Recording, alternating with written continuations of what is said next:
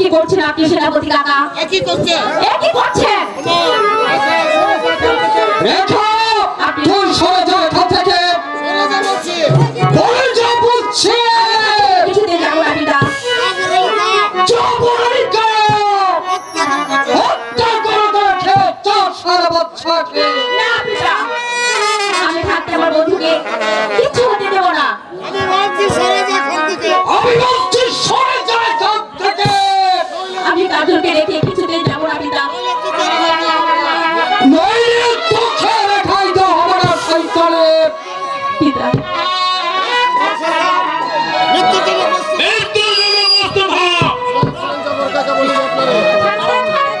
সোনার সোনা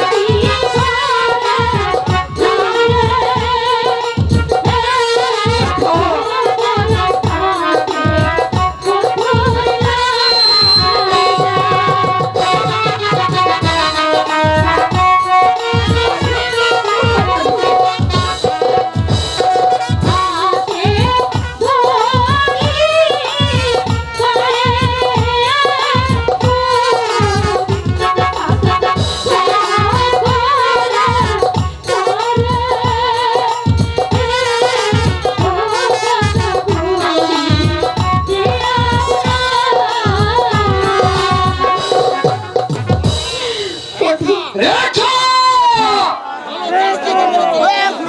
ভালো চাষ তো তুই এখান থেকে চলে যা। না না, আমি আমার বন্ধুকে রেখে এখান থেকে কিছুতে যাবো না পিতা।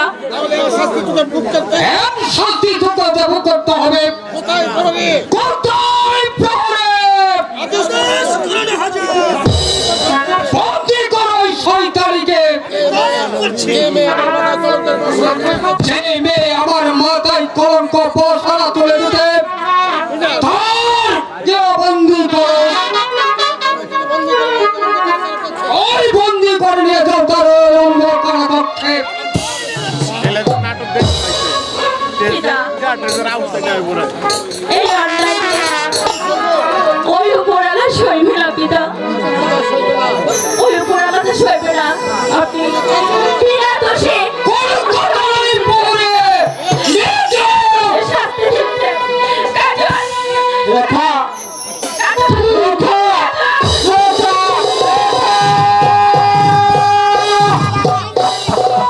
তাও যা সর্বোচ্চ জাফর আলী খান